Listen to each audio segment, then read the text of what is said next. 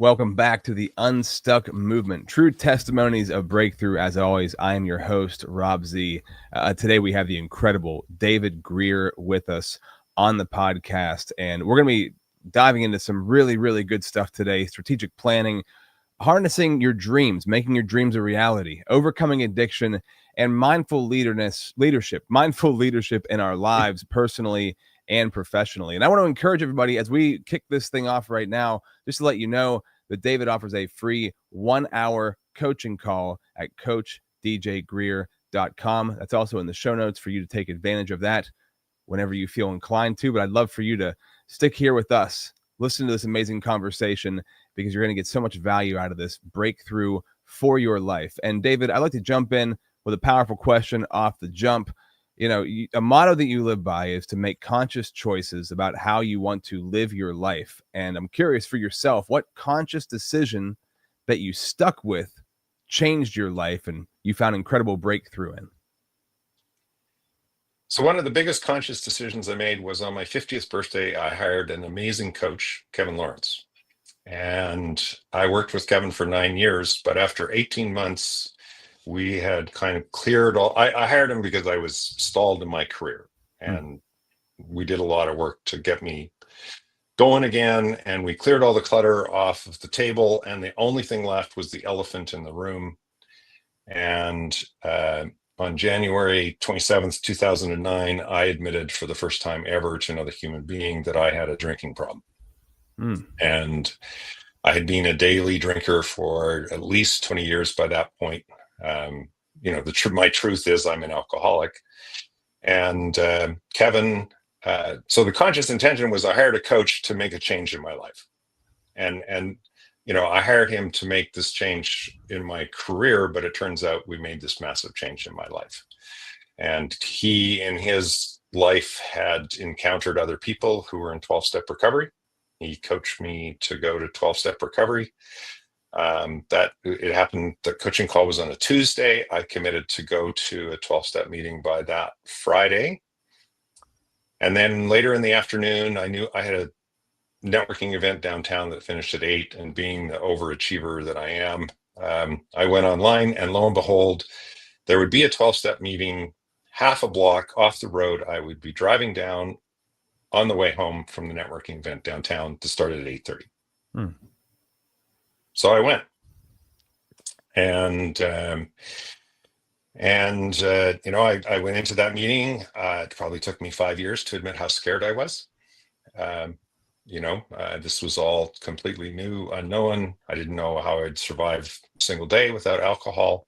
And I'd had my last drink like at 10 o'clock the night before, and I ended up sitting in the room, and 3/4 of the way through the meeting, the chairperson asked, "Is there anyone new to the fellowship who would like to stand and introduce themselves?" And I sat on my hands, For about 20 seconds, I finally jumped up and said, "I'm David, I'm an alcoholic." And, I've since learned, like, that's my truth. I don't think in the moment I actually really understood what I was admitting to, and that's okay. But I eventually learned that it was my truth. And as it so happens, last night was a Tuesday night, and I made that group what's called a home group. So anytime I'm in town, I commit to go. I'd be of service there. And I was there last night, and now 16 years, 8 months, and some odd days later. And there were 2 people in the room last night that were there the night that I walked in. Wow. All those many years ago. That's been my same home group for my entire sobriety.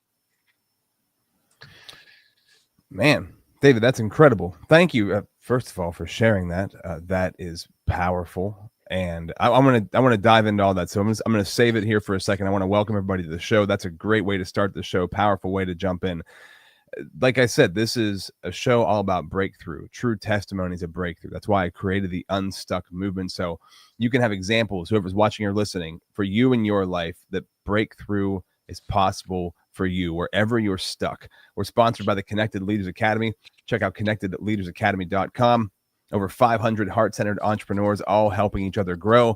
And also the Pro Podcaster Academy. So if you're somebody who wants to launch a podcast, but you don't know how to do it, you're not sure all the nuts and bolts of how to get things done, I would love to help you through that process, to have a platform that creates massive impact in people's lives, makes incredible personal and professional connections for you, and also makes you the go-to authority in your space. And listen, if you have a podcast, you want to streamline it, make it easier to do, you want to monetize it and make it a real revenue source for your business, I would love to help you do that.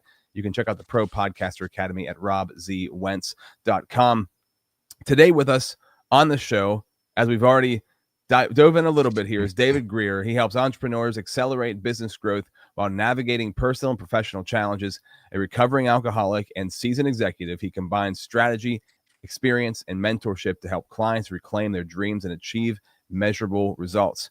And I want to go back to this because it's so important that we talk about the moments when we finally admit something that we maybe we don't even know we needed to admit it, to get it off our chest, to create that massive change in our life. What was it that led you? What was it about the coach that you had? And what was it that led you to finally admit this thing that you'd never said out loud for 20 years? My bottom. So I still had a house, I had a couple cars, I had 3 kids. So it's not like I'd lost it all, which a lot of people come into recovery, that's their story. But my story is I lost myself. So I was sick and tired of being sick and tired. And I think, this work with Coach Kevin and just continually clarifying and, cleaning up things and getting rid of distractions and drains, led to, up to that point, I just wasn't willing to even admit to myself. Because here was the challenge for me, was I couldn't imagine a life without alcohol. And so if I admitted it to myself, it's like, where do I go from there? Like, there's nowhere to go if you can't imagine a life without alcohol and you admit to yourself that you're an alcoholic, because I wasn't ready to quit. But on that day, I just reached that point where I just couldn't do it anymore. And, I'd also built a strong enough trust relationship with Kevin that I knew, Kevin being the kind of guy that he is, and the relationship we had and still have, he was never going to let me off the hook. I knew once I put the secret out there to Kevin, I didn't know what that would look like, but I knew he wouldn't let me let it go, because he's that kind of guy, right? And he would have circled around, as he is as an amazing coach, if I hadn't gone to 12-step recovery, but he would have kept bringing it up. And so I knew that it was a one-way door once I admitted it to Kevin. And I think the truth is, the universe put Kevin in my path to get sober, and I was ready to go through that door.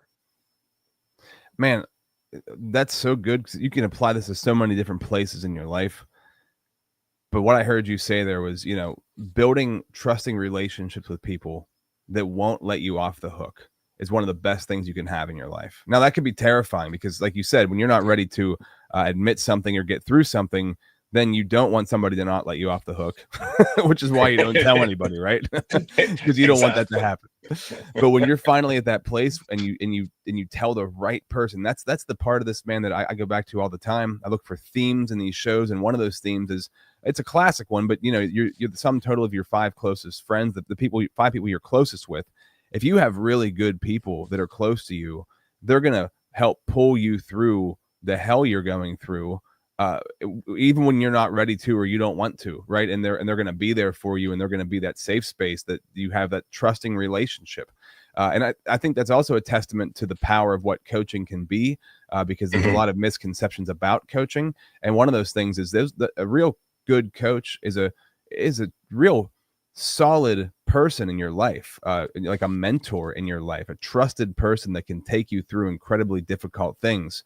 And I guess I want to ask that question just for a minute. So how did that affect you now that you're a coach, and how did that affect the relationships other relationships you've had in your life? Do you have other people like that in your life? Did you try to intentionally get people around you that you knew would hold you to the fire and not let you off the hook? Or was that an intentional step in your life, or how has that played out since that moment? So I think it was intentional when I hired Kevin. I'm not certain as an entrepreneur, accountable to my former partner, and we were accountable to each other, but we didn't have anyone else outside who we were accountable to.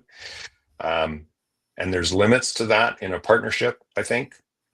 So Kevin was probably one of the first people that I really let in such a big way. I mean, I had some very early mentors. One of my dad's best friend, who's an entrepreneur, I still remember some of the very early lessons from him, but not in like a regular basis, like a regular interaction.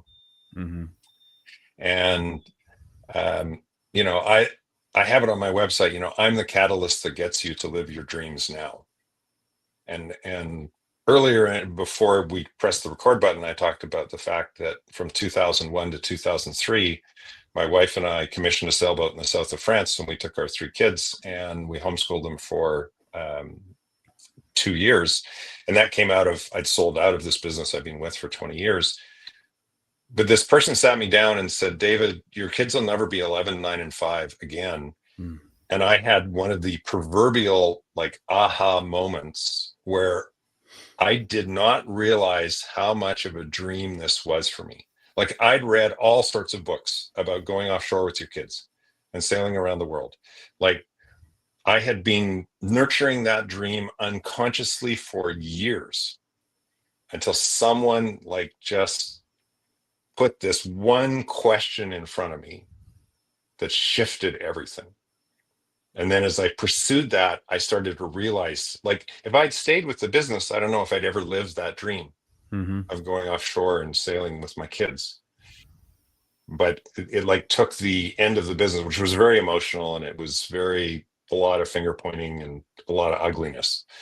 Bob and I only had one major disagreement in 20 years, but it was a doozy, and it ended in divorce. But it opened up this beautiful opportunity. Yeah, it's amazing too. It sounds like the getting away on a boat for a couple of years is exactly what you would need after something like that too, right? Just a complete disconnect and a reconnection with your family. And another sounds like another conscious choice, like a really powerful conscious choice. So as an entrepreneur, once getting sober, once the drinking's out of the way, because there's a lot of unconscious decision making that goes on when you have addictions. How did it start to reshape the decisions that you were making, the choices that you were making in your business and in your life? Like, did you see things clearly after that, or did the walls start to come down to help you maybe find more blind spots in your life? I think for me, it's much more a slow unveiling or revealing. Like, I've had a long, slow like process in recovery. And, you know, I used the 12 steps of recovery. I did some therapy work with the personal therapist. I kept working with the coach. Like, all of these things just kept me moving on a path where more of my true self was revealed. Mm-hmm. Like, and obviously it starts like when you drank as much as I did, just like getting the alcohol into the house, and then, because I mostly drank at home, and getting the empties out. It turns out like the empties make more noise than the full ones. So, and you know, I drank a lot every day. So it's like a lot, and just planning it, and like all of that energy that gets consumed, and you know, not right away, because right away, like, you're just trying to go to meetings and just like figure this thing out, and everything sounds really weird, and you're just trying not to have a drink for today. Mm-hmm. But you know, over time, it let me be more present to my children, let me be more present to my spouse, let me think about other things maybe to pursue, or how I wanted to be, and slowly letting go of my need to be in control of everything, which is still an ongoing challenge today, which you know, I think 80% of the world has control problems, but you know, it's definitely an ongoing work in progress. But I'm so much better than I was, you know, 16 years ago. And so this slow unveiling, this slow letting go, and then, you know, my children were teenagers when I got sober. You know, now they're all like in their 30s. One of our oldest has 2 grandkids, and I can interact with them, and I can just be very present. And I don't have to like control things. I don't even make suggestions very often. Or if I do, I say, would you like a suggestion about that? Mm. And my children now have, know me well enough that they can say no. And it's fine. I won't make it, like, I'll just keep it to myself and let them make their choice with whatever group of advisors they want to work with. And if it doesn't include me, it's like I don't take it personally. Whereas I used to. What do you mean? My child is not listening to my advice. Yeah. Who do you think you are? That's part of And the it that's sounds part of the journey. simple. It's part of the journey. It's also part of letting go, I think, Yeah. of children growing up. I see a lot of parents who have kids in their 30s, they haven't let go.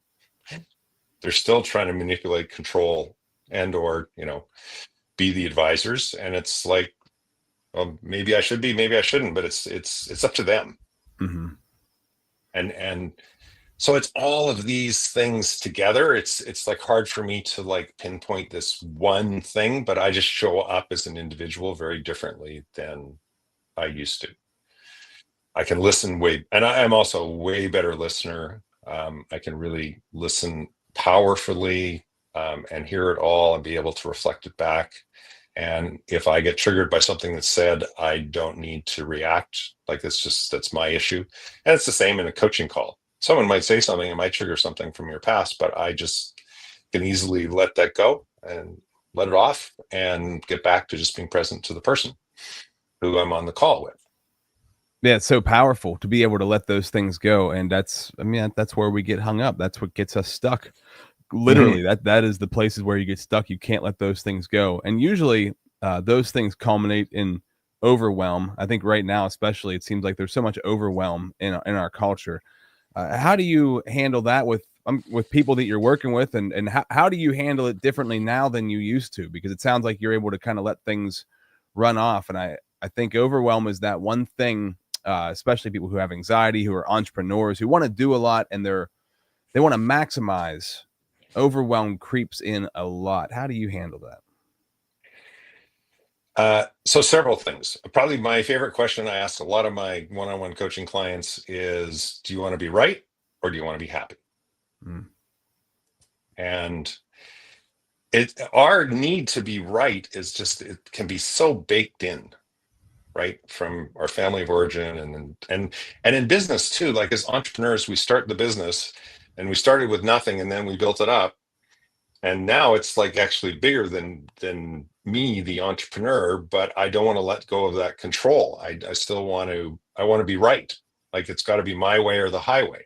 Mm-hmm. So some of my work with entrepreneurial clients is like, well, you can, but maybe your business is probably going to stay stuck on these things you've told me you're stuck on. So maybe it's time to let go. The other thing about overwhelm is I do a lot of work with strategic planning and facilitation. And I think one of a couple things happens. One is you don't do any planning. So it's all just by the seat of your plants. No one in the rest of the business really knows where you're going or what you're supposed to do because you haven't been clear. And or you do a bunch of planning and you try and get 20 things done in a quarter. Mm-hmm. And I'm like, no more than 5 major goals for the year and no more than 5 major goals for a quarter.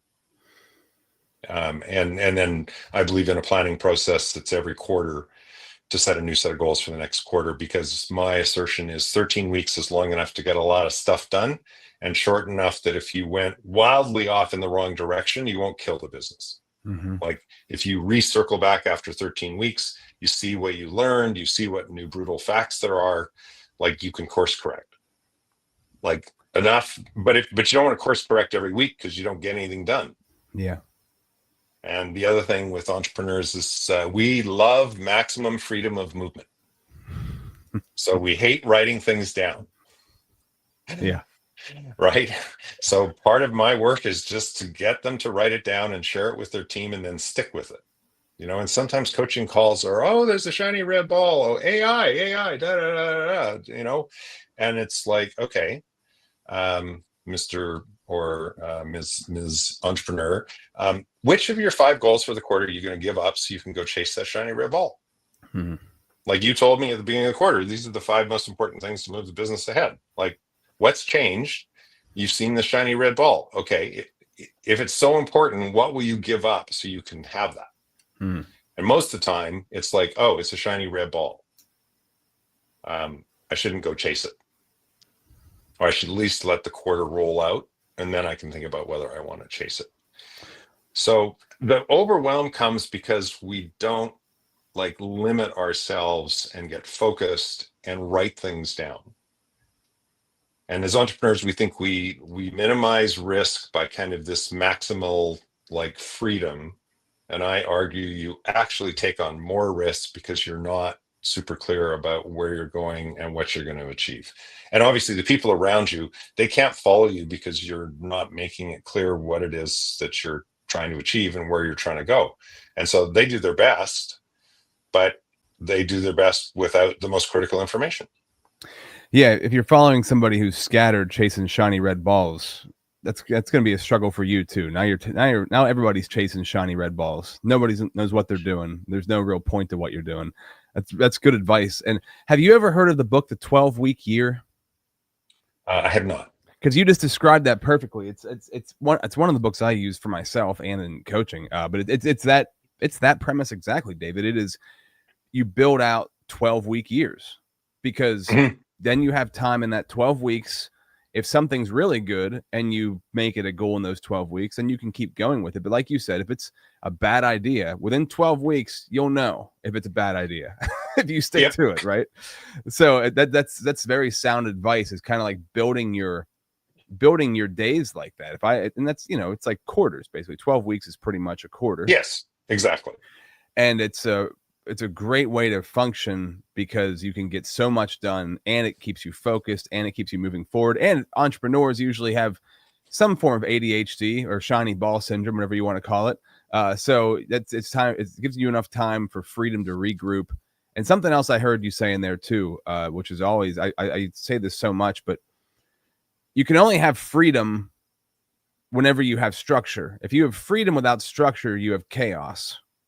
But if you have structure, you can have freedom inside of that structure, and that allows for that creativity to flow and allows for you to, whatever freedom you need in there, it makes that possible.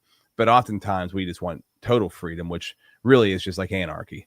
And anybody who's an entrepreneur who's done that to themselves knows that, right? Well, another thing clear. For like successful, founder owner businesses who, built a pretty successful business, it's like, maybe you should think of it as you become chairman of the board.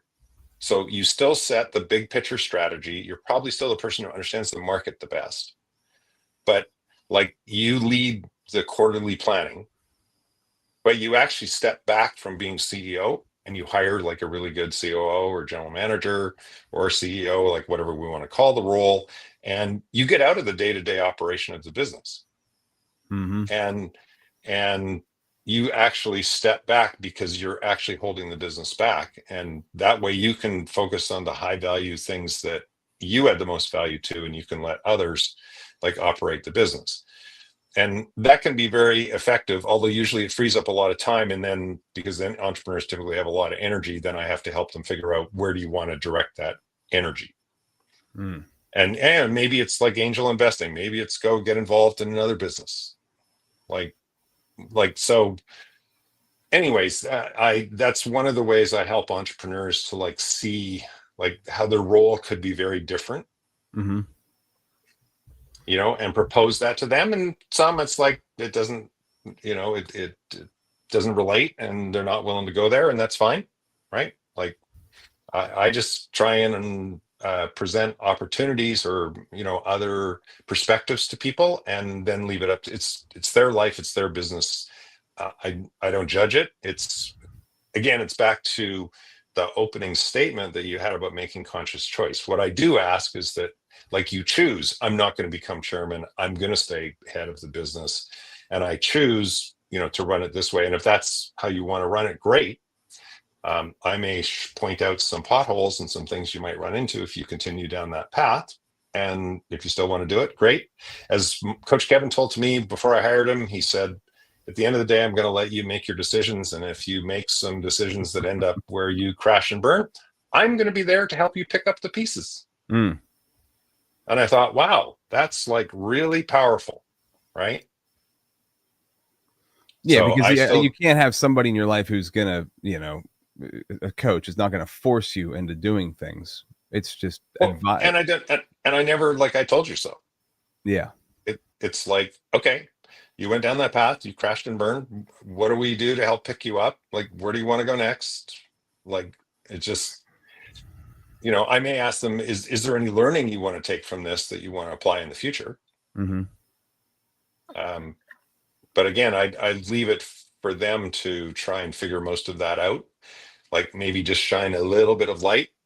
Because again, I don't want to be in like I told you so. It's your journey. I'm just there to help facilitate it and help you be the best you can be in any given moment.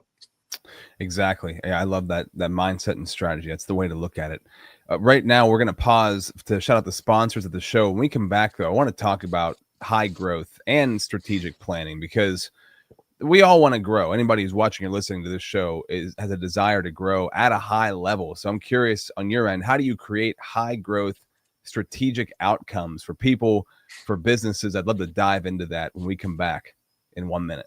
Are you struggling to make consistent, valuable content for yourself? Do you want to have an efficient and effective way to create content that attracts the people that you want to connect with in life, the people you want to build relationships with in business? Do you want to be the go-to authority at what you do, at what you're great at? Would it be helpful for you if you had a platform that connects you to incredible people in your industry? The kind of platform that gets you leads and lands you clients without you having to beat down anybody's door or blow up anybody's inbox. Whether you're already creating content or you're desiring to start and it's something that's been kind of burning inside of you for a while, I urge you and encourage you to check out the Pro Podcaster Academy. Get started right now. Join the waitlist at robzwentz.com. Hi, my name is Jose Escobar, and I'm the founder and CEO of the Connected Leaders Academy. We're a growing tribe, a community of entrepreneurs all over the world globally. If you're an entrepreneur and you're looking to grow personally and professionally, scale your influence, develop your skill sets, move the needle in your business, more clients, more money, more profit, the bottom line, and of course, grow your circle and your network like never before, join the Connected Leaders Academy today. Check me out on Instagram and on Facebook, the @ JAESCO25. We look forward to having you join us. Take care. David, loving this conversation, man. Talking about high growth. How do you create high growth strategic outcomes for people and for businesses? Do you have a strategy, steps you go through that can guarantee those sort of breakthroughs? I don't think I can't guarantee anything, but I can help you aim in that direction. So I met Coach Kevin at this event put on by a guy, Vern Harnish, who has something called the one-page strategic plan. Mm-hmm.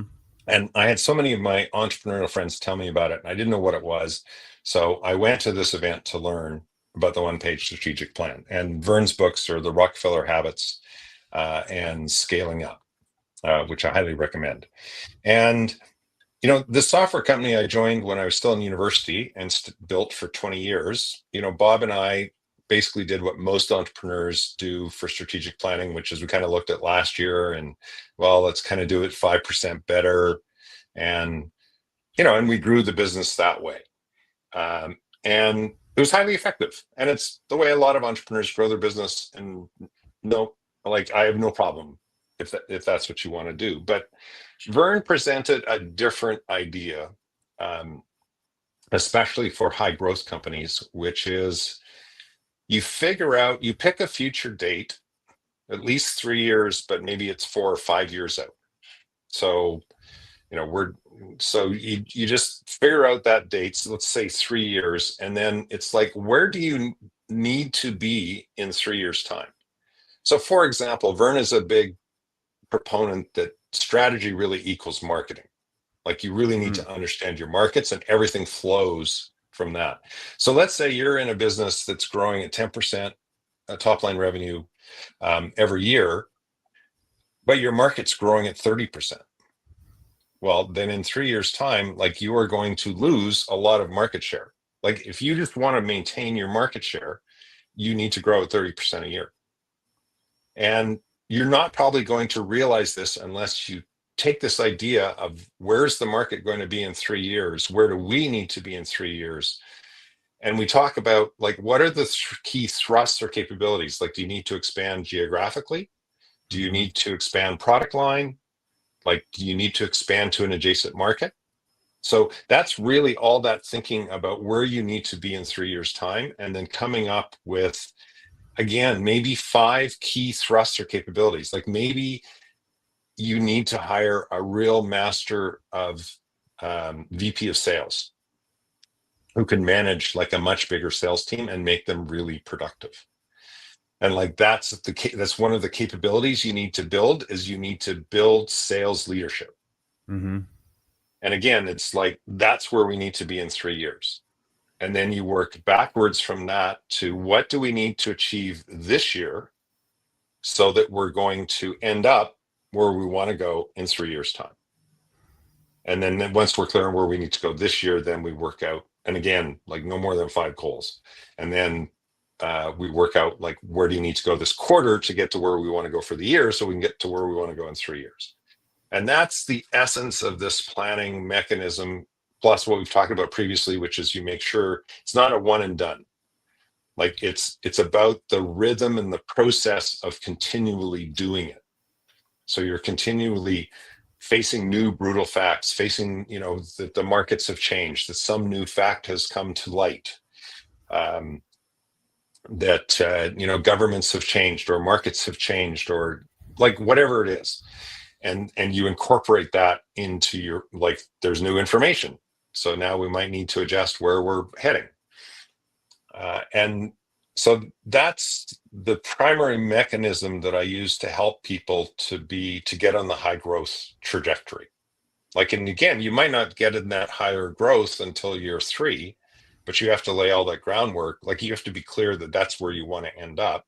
And then you have to be making sure you're laying the groundwork between now and then to get you to that place. Yeah, it's being super clear, right? Having a really clear vision of where you're going gets you to where you want to go. The opposite of the shiny ball syndrome that we were talking about earlier, right? It's daily discipline. It's just the daily sort of things that and you've heard it a million times. They're not fun. They're not special. They don't look like anything, right? They just, like, you do these things that get you to the place that you want to go to. And I'm curious, the old you, right? The old guy, the guy who was drinking, and who, you still had success then, but maybe not as much clarity. Right. Has that clarity become so much more into focus? Is that what led you into coaching through that process? Yeah. I mean, I hired Coach Kevin because I went away to the Mediterranean, went sailing for 2 years. I came back. I did a bunch of angel investing, and then I met Kevin, and he made me realize in about 2 minutes how completely unfulfilled I was. So I hired him. How did he make you realize that? He said, I think he said, there's 100 entrepreneurs in this room, and they probably all need your help. And I'd been trying to find entrepreneurs who I could, be hired for and to help for 3 years without success. Yeah. Partly looking in the wrong places, partly showing up in the wrong way. And I had tears in the corner of my eyes. Like, I did not realize how unfulfilled I was till Kevin pointed it out to me. And Kevin's found this with a lot of entrepreneurs. Like, we don't do that well being on boards of directors, like, especially us people who've really been operational people. Like, we need to be in the thick of it. That's what makes us tick. And so he helped me get into a few executive gigs. The last one of those was, I was VP of marketing for a $35 million a year publicly traded tech company. And I came out of that and realized that in my mid-50s, I had worked harder than I probably had worked in my entire career. And I made a commitment to myself that I did not need to prove to anyone that I can work hard. And so I worked with Kevin for a while, and I decided in the end that I wanted to give to other entrepreneurs the gifts that Kevin had given to me. And so I decided to become an entrepreneurial coach like him, a coach and a facilitator. Because by then I'd started using the one-page plan in my own work, and I'd been helping other people use it. So by then I had like a half a dozen years experience with the one-page plan. So, I built a facilitation practice around, like, for the entrepreneur and senior leadership team around the one-page plan. And and so then that was 10 years ago. And I wrote my book, Wind in Your Sails, Vital Strategies that Accelerate Your Entrepreneurial Growth, which actually a third of that is other people's stories. Every chapter ends in a case study of an entrepreneur friend of mine. So it's not just like my experience in business. You're getting 10 and 10 plus. I interviewed more than 45 people. So there's quite a bit of depth and breadth in that book. So I launched the book. I launched my coaching practice, and then I've discovered in the intervening 10 years that not working hard is really hard work for a guy like me. undoing So all the doing. That's yes. So that's still an ongoing work in progress. My taskmaster spirit, which is what I've named it, is very alive and well. But we have conversations usually multiple times every day that taskmaster spirit can stand down. We're just doing fine, and we're doing plenty of things and don't need to do more. Yeah. Hey, that awareness is so good, man. And what I hear you talking a lot about too is the simplicity, the one-page plan. It's simple, right? Keeping things, uncomplicating things, less goals, one page, keep it simple. That's how, and like you said, though, interestingly enough, that's not always easy because our ego wants to do a lot, right? We want to do, and being able to break it down, staying focused on simple things that are going to drive real results is everything. And that even goes, that simplicity even goes to stop drinking. Not drinking is a part of that process. A simple thing, don't drink, can be one of the hardest things in the world to do, right? So we try to pile so much stuff on top of simple things. If we can just see those simple things and tackle them every day and find little wins throughout the day, little goals, like little chipping away at that, reverse engineering whatever that big goal is, like breaking it down day to day, is so powerful. And that's where the mundaneness of it comes in, but that's where the secret sauce is. So I love that, David. That's so good. So, and the other part of that, the thing with entrepreneurs that I coach around is make the number one thing be the number one thing. Mm-hmm. And that can also be very challenging, right? Now, for me, as a recovering alcoholic, it's the biggest achievement of my life. However, I need to achieve it every day. Like I can't rest on what I did yesterday. So for me, when I start my day, I ask something bigger than me to help me stay sober today. And I know that today, my number one goal is to stay sober. So in some ways, that's a gift because, like, I know what my number one goal needs to be, and then everything kind of flows from that. Yeah. But I need to refocus on that at the start of every day. Like, that's how I've stayed. I can't speak for anyone else, but that's how I've stayed sober as long as I have, is with that very clear, I need to re-achieve my biggest achievement every day. And if I do, all these good things will come. But I just need to stay focused on the number one thing. I love that. You need to re-achieve your biggest achievement. That's really good too. That's a piece of the puzzle, man. Re-achieving. I'm always looking for those themes. I'm writing that down right now because that is the best thing you can do, is re-achieve the biggest achievement in your life, because that number one, it keeps you grounded, keeps you steady, it keeps you winning, and keeps that momentum going, right? There's so much power to that. So I love that. So as we wrap this thing up, I want to encourage everybody once again, they can jump on a call with you, free 1-hour coaching session at coachdjgreer.com. And as I always do at the end of the show, say we never connect again and you never get a chance to share a message with anybody who's on this platform again. What is a lasting message that you would leave them with? I actually want to leave them with two. First is, no matter how dark it seems, there is light at the end of the tunnel. Even if you don't believe it, even if you can't see it, I want you to know there is a way out of whatever difficulty you are in. in business, in life, with alcohol, with drugs. And the second thing I want to leave you with is like certainly around alcoholism, the mind that got me to be an alcoholic is not the mind that can get me out. I had to do it with someone else. So my other message I really want to leave with people is reach out for help. As hard as that is, and as hard as it feels, especially when we're super motivated, high energy, high performing, entrepreneurs, the last thing we want to do is get help. And it's the number one best thing you can do. Yeah, 100%, man. I agree 100%. That's good advice. Thank you, David. Great to meet you. Great to have you on here. Another true testimony of breakthrough. Until next time, this is the Unstuck Movement.